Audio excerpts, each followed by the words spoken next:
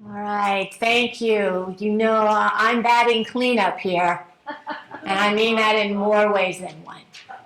So, the heavy hitter. That's what my husband said I was, a heavy hitter.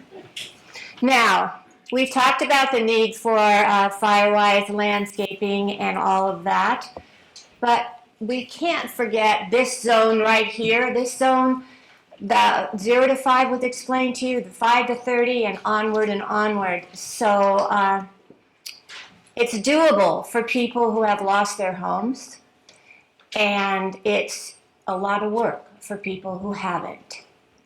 It's a lot to think about.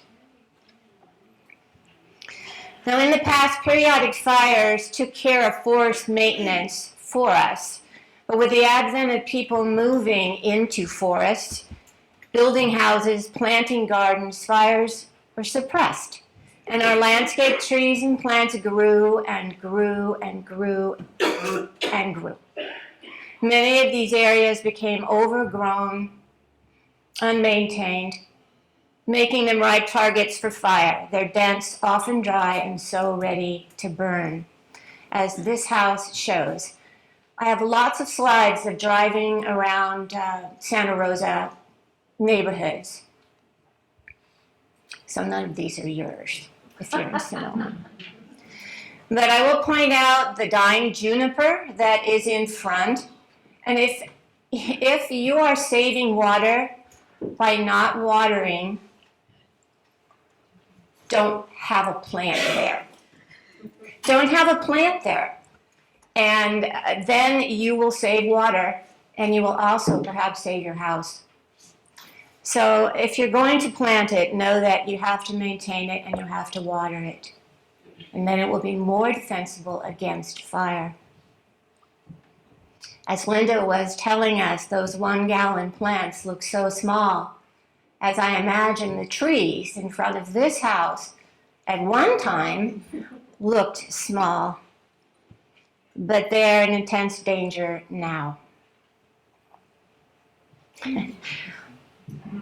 These people might enjoy their privacy in the dark, but this kind of vegetation left to itself will keep on growing and envelop the home. So we've got a lot of bad things happening here. We've got a tree that's, a tree that is poodled up here.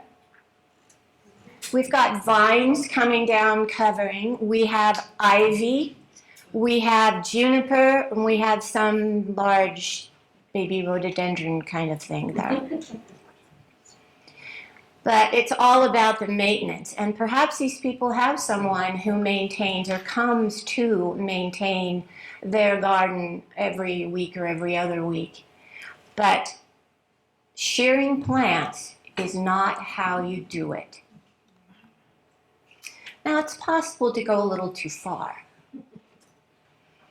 This particular house has taken the 0 to 5 zone to heart. This house is certainly a 0 to, I don't know, to the end of the property here, to the street. So you don't need to go this far. So last October's fires destroyed valuable wildlife habitat, and restoring it is part of our sustainable gardening goal. At least this front yard with its rocks is permeable, allowing water to sink back into the soil. But you don't need to go this far. Now we're supposed to prepare for earthquakes. We're supposed to, in some areas of the county, prepare for floods. How do we prepare? Well, Linda told us how to design. CAL FIRE and others will tell us how to harden our homes. But the one thing that's missing here is maintenance. You have to maintain it. If you're not going to, don't plant it. Learn to love rock. So a big part of Firewise Garden has to do with maintenance. When my colleague and I in Garden Sense, we visit homeowners who sign up for our advice service, and I always ask them, how low maintenance would you like your garden to be? I have never, in the 4 years of doing this service, I have never had anyone say, oh no, we like high maintenance. Please, the higher the better. So, you know you want low maintenance, but that does not mean that you are hiring a mow and blow person to come in every week or 2 weeks and sculpt the world. Mm-mm. And you know that defensible space, so hard when you planted it, when you thoughtfully planted it, is soon destroyed by neglect. Now in the 5 to 30 reduced fuel zone, we want to keep moisture content in the leaves. As these ignite, dry leaves ignite and burn, deciduous leaves have more water in them, and they ignite and burn more slowly. Deciduous trees are generally more fire resistant than evergreen because they do have a higher moisture content when in leaf. We keep it lean, clean, and green, and that's just a slogan, rhyming slogan. But it means that our vegetation is not low, it's not high in volume in terms of a lot of little leaves and twigs, as Linda mentioned, in density. That we have spacing, that we have removed our ground fuel. But there's a problem with that too. Now I have a lot of oak trees, and oak trees like to have their leaves around them. It's healthy. It's what makes them healthy. So, what do we do when we want to leave a layer of leaves for our trees? Well, we do. We leave it. But we only leave 2 inches, and we bring it away from the trunk, the very, very trunk of the tree, so that we do have some ground covering, but not enough where perhaps an ember could fly through the air and become embedded in a deep layer of leaves, dry leaves. And we irrigate to maintain the moisture in our plants. This does not mean we over-irrigate, it just means that we keep them from drying out. That way your plants will have more fight in them. Now this is my garden this spring. The Tubbs fire surrounded my house and burned everything except my house and a few of my plants. So what we have here, I think, is lean, clean, and green because I'm looking at space. I'm looking at low-growing plants, higher plants in the back. The fire did come up, and the fire did scorch the back of those shrubs at the very back, but they did not ignite. So my ground cover here is compost. I don't have wood chips. I know compost is partly wood chips, yes, but it burns less fast, not such a high degree. You don't have high flames, but it's compost. And I have a walkable ground cover, very low, called Diamondia, which I'll talk about later. It's a low water use, excellent ground cover. I have oregano. I also have a lot of deer, so I have oregano and I have Douglas iris, and the grasses are actually rushes. They're called lomandra. And if you go up to Fountain Grove, and if you drive up, what is that? Thomas Lake Harris. If you go up there, you'll see lomandra all over the place.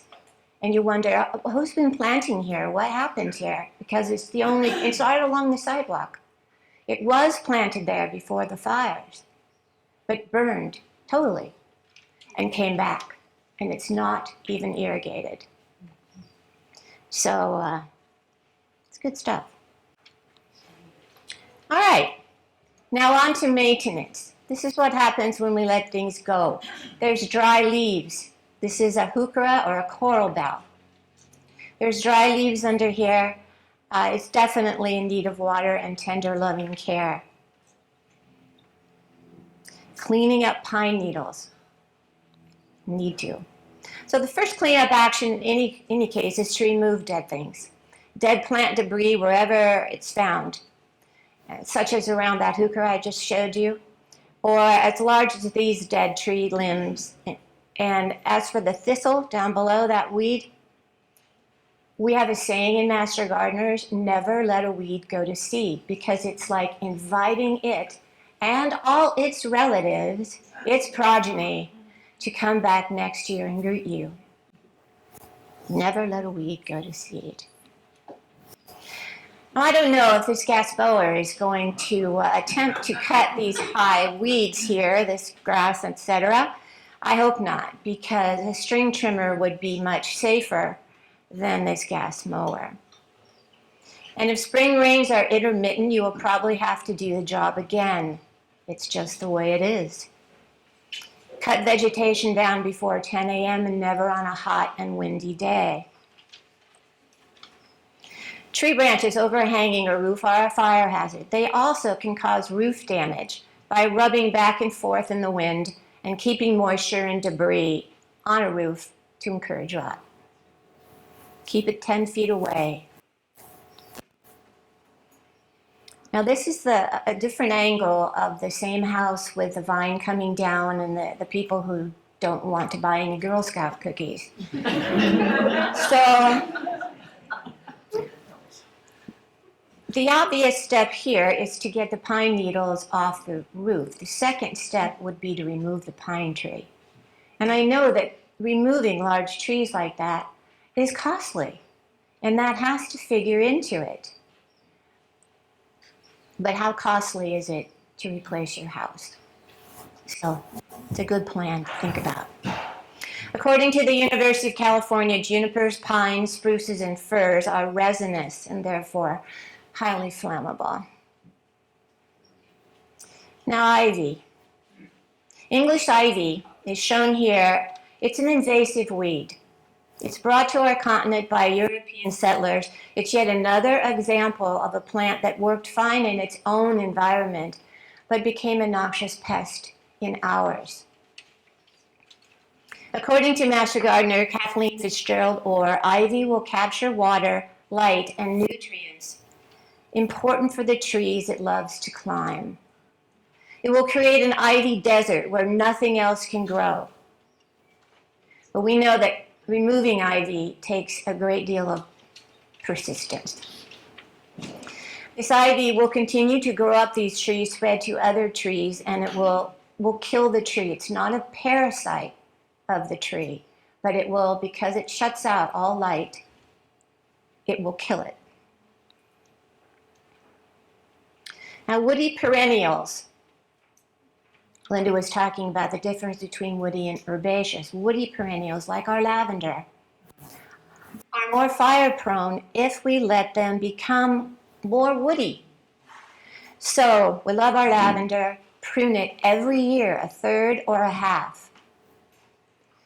And do not let it become like this example. It's time for that to go.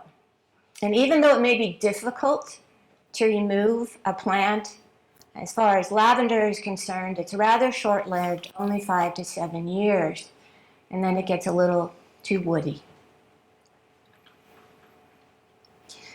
Now here we have the ivy again, but I'm going to talk about shearing, and by that I mean hedging. Shearing shrubs is time-consuming. It produces loads of debris that have to be cleaned up, added to our green cans, and it's unsustainable for the plant. It also causes a fire danger because every time a shrub is sheared, more twiggy undergrowth and dead leaves are produced inside. It's a perfect protected place for pests. And according to author Cass Turnbull, shearing is like locking up the house so the garbage can't be taken out. And another thing about this picture, the houses and the shrub, the hedges. Think about firefighters. If a fire was at that house, look how much trouble, look how hard it would be for firefighters to move their hoses around and to get into places. So think about that. Now this is an obvious extreme example. This is in Montgomery Village. Again, if it's not going to be watered and maintained, take it out. Take it out. You can see the numbers would have no problem finding a fuel source here, even though the lower twigs are kind of arranged in a rather artsy fashion. So, what do we do instead of shearing? We thin, and we start at the bottom of the plant. Start at the bottom and open up the plant to sun and air.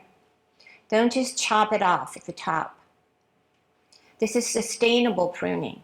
It only has to be done once a year or as needed. When this practice is established, it's easy to maintain. And it's also, it just looks better, I think. It doesn't collect debris, so it's less fire prone. Now, when topping a tree, there are lots of good reasons for bringing a canopy down. But topping a tree is not the way to do it. So when you do that, shoots develop, and witches' brooms, we call them. These brooms will continually have to be cut to maintain the preferred height and shape of the tree. This practice is not aesthetically pleasing, it's costly, unhealthy for the tree, and again, a fire danger. Top trees can be rejuvenated if they're not too far gone, but it takes literally years to do it, and an experienced pruner.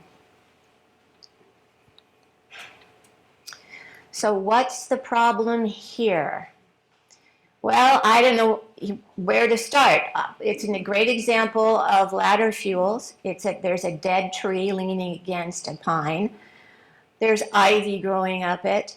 There's a little rhododendron. There's wood mulch underneath and leaning on a wood fence. So what action would you advise? A lot of action. Keep those vertical and horizontal spacings. No ladders. Now, this shot is a concept called hydrozoning, where you plant the plants that take the same amount of water and sunlight together. That just makes more sense. And also what I like about this shot is the path coming up to the house. It's very nice. And they're low shrubs. And the bigger shrubs, like that beautiful ceanothus in the background, is in the background. And look across the street, and you see the shearing, the lawn. Boring, boring, boring. That is so yesterday.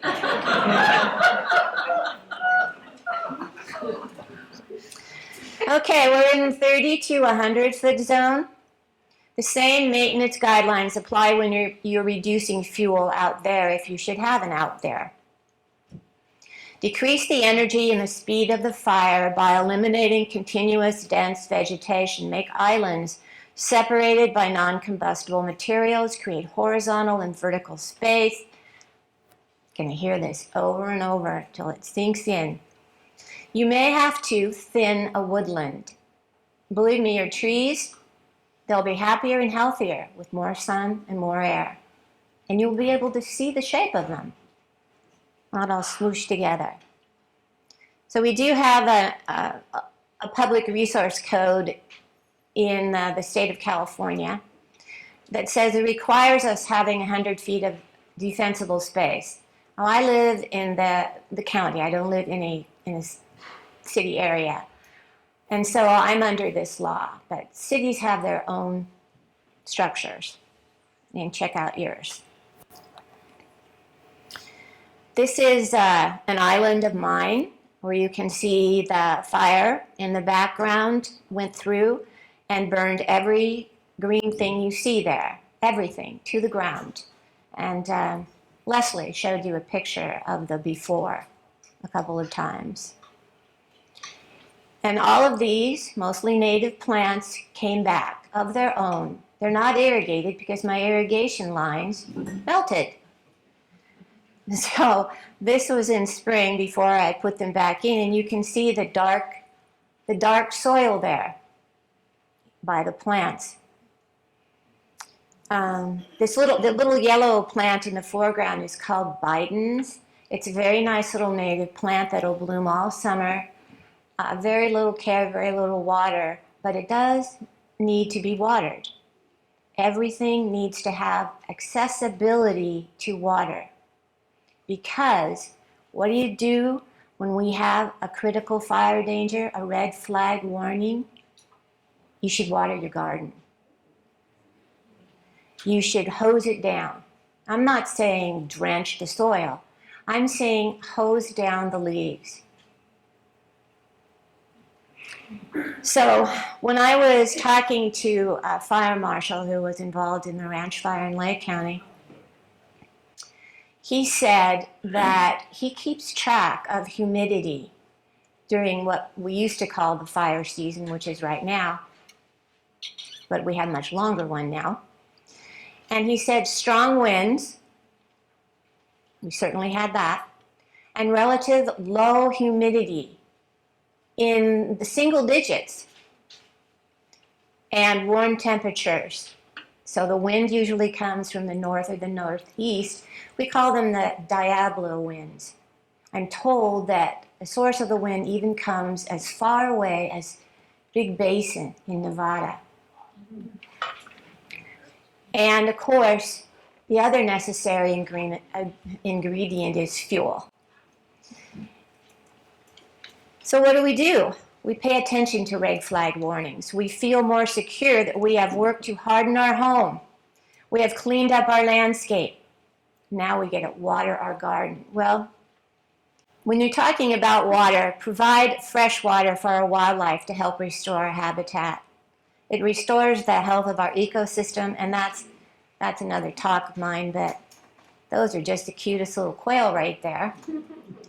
And they appreciate some water. Think about wildlife. Okay, the idea that watering. Now some people, they turn on their controller, if they have one. They turn it on in, the first hot day. What's the first hot day? Oh, well, it was in April. I'm turning on my irrigation. And many people do not turn it off or change it at all until November.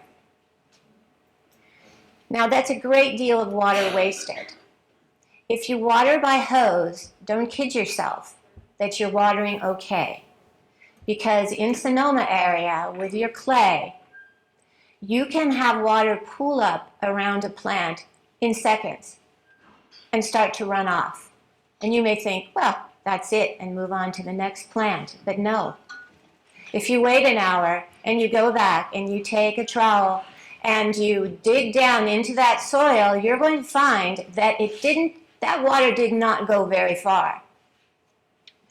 So when we have clay soil, we say water often for less amount of time.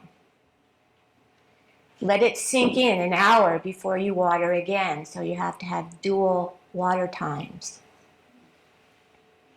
Now this graph right here, the purple line, the bottom purple, is what the plants themselves need during these months. And the main purple, this is the line. This is what plants need. But we give them all this time of year. And we underwater in March to the beginning of April. We underwater for the most part. And as you can see, we underwater in July, the hottest month. Now, you may think, oh, well, July wasn't so hot. But remember this, that the days are the longest. So that's the most sun exposure. And remember that we are closest to the sun during that period of time. So we have hot UV rays. Now, this time of year, our days are growing noticeably shorter. So our plants are not exposed to sun as much, and we're at a different angle with the sun, so we don't get its intense rays. Overwatering is a big waste of our precious resource. So in Santa Rosa, we have a program called Water Smart. And I know that you do not have this program in the Sonoma Valley, but you could use Santa Rosa's program and tweak it up a little bit because you don't have the coastal influence that we do. Your temperatures are hotter, as in Cloverdale. If you were in Petaluma, you put it down perhaps a little bit. The city of Santa Rosa has 2 weather stations positioned, one at the Laguna on Llano Road and one at the Bennett Valley Golf Course. Now, they used to separate these. They used to call it East recommendations and West recommendations, but now they lump them together. So you have to take that in mind, that the Laguna is playing a part, and you don't need that.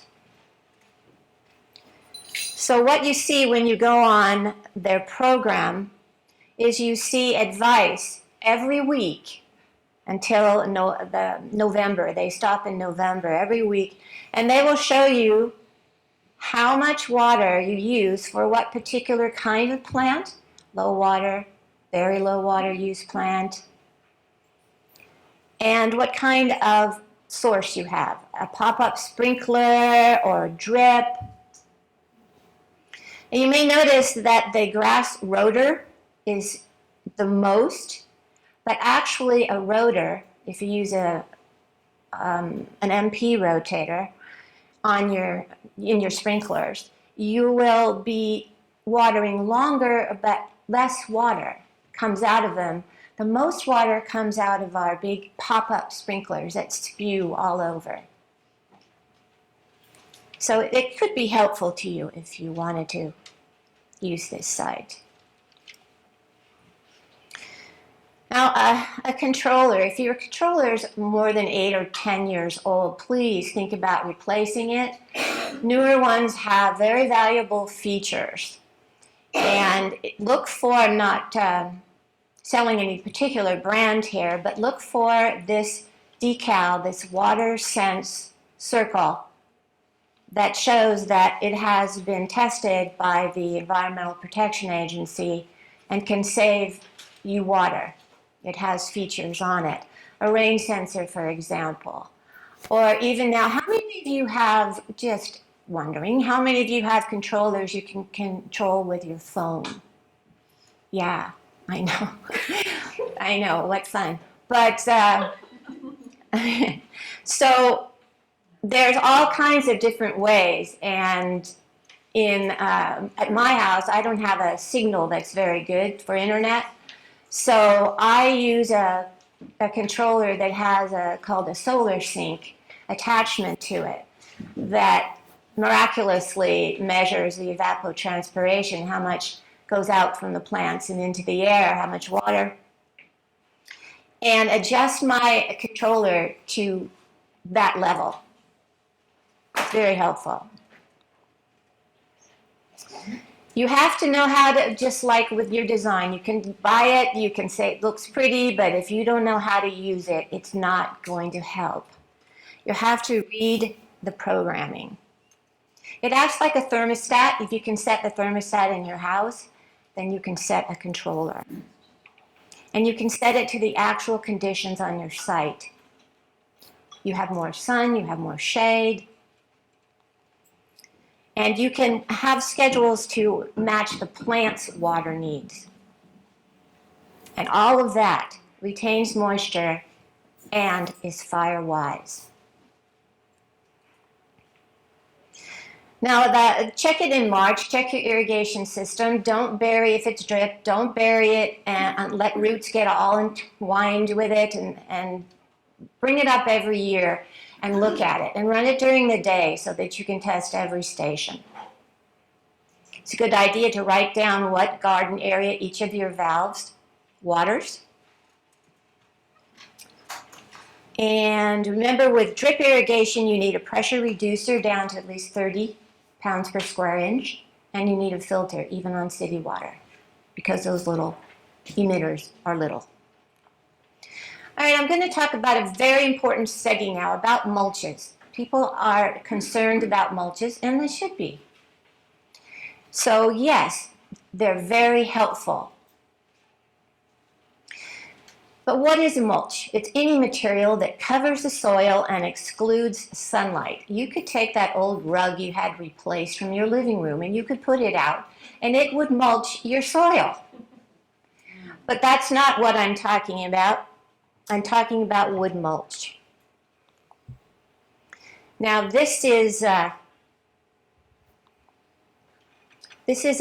my non-combustible zone. It doesn't look like it from the way the picture was taken, but that's my garden shed, and that's rock, and that's a walkway, and then I have a Diamondia walkable lawn. So all of the stepping stones, the decorative rock, and the low irrigated ground cover along the border, all good, good, good. Now, some people like to know the name of it, so I put Diamondia down there for you if you like it. You put it in by plugs and it spreads out. Now you can add decomposed granite, permeable landscape of any type. No worry about wood mulches in the 0 to 5. But what about the other zones? Well, experts at the University of Nevada Community Outreach performed a mulch combustibility test in 2008. They took 8 mulches that were available in their vicinity in Nevada, and 5 pertained to Sonoma County. So I listed them here, and what they did is that these piles they left for a couple of months in a big parking lot, and then they lit them on fire. And they tested for 3 things. Ignition speed, how fast did that pile go up? And the height of the flames, very important with wind and embers. And the burning temperature. Now, what would you say would be the most flammable mulch of these 5?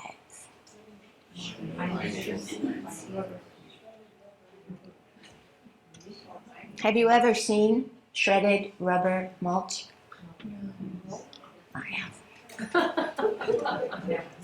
So the results, no tricky here, I just put them in the same order. So they will all burn, we know they will all burn, but shredded rubber won hands down, or lost. It ignited at over 650 degrees, boom, and with the highest flame length, and was the most difficult to put out. And can you imagine the smell?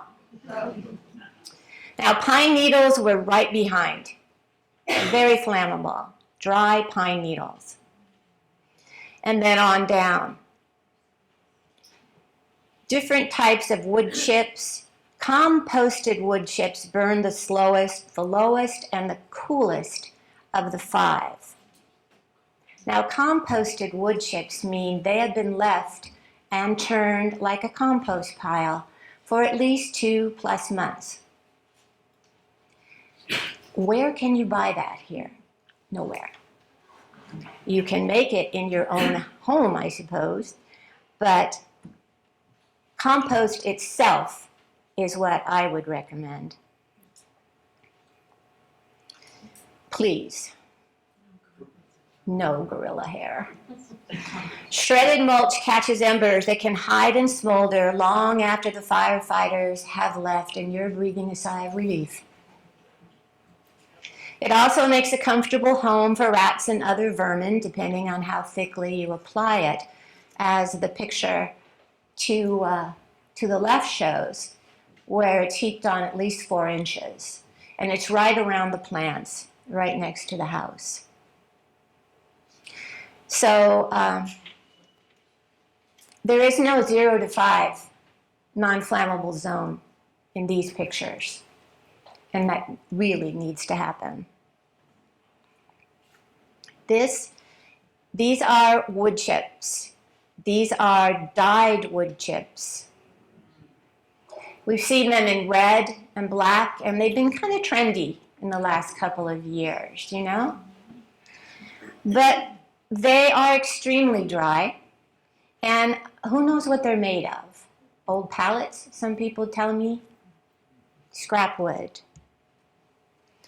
So keep any kind of wood chip at least 4 inches away or more from the base of plants. Layer only to a depth of 2 inches. And this is not in the 0 to 5 zone. This is out. This is my shredded rubber slide.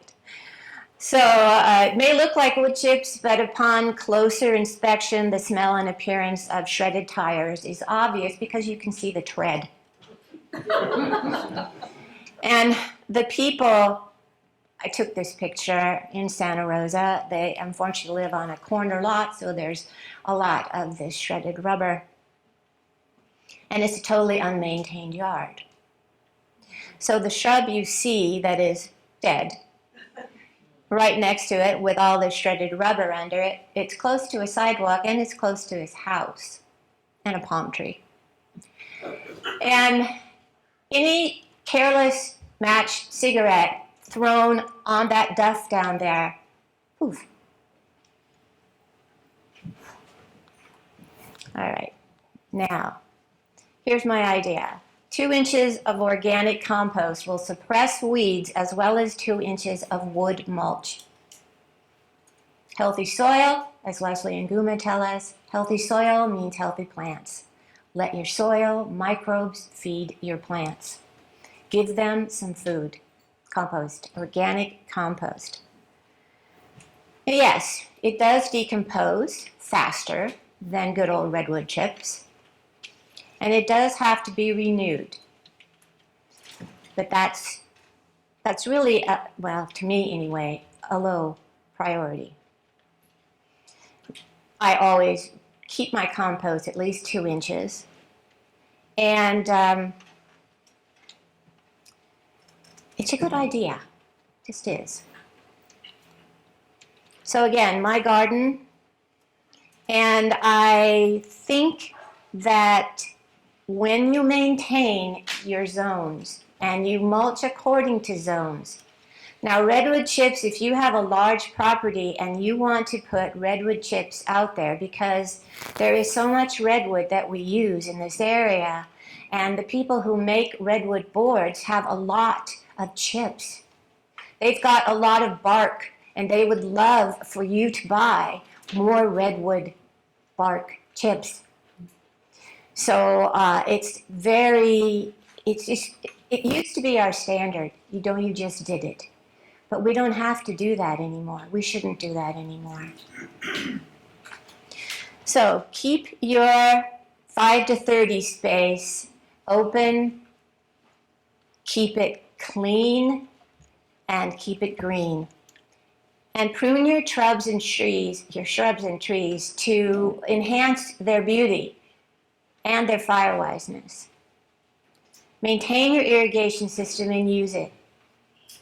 Compost and mulch according to zones. And don't plant it if you're not going to maintain it. Questions? Thank you.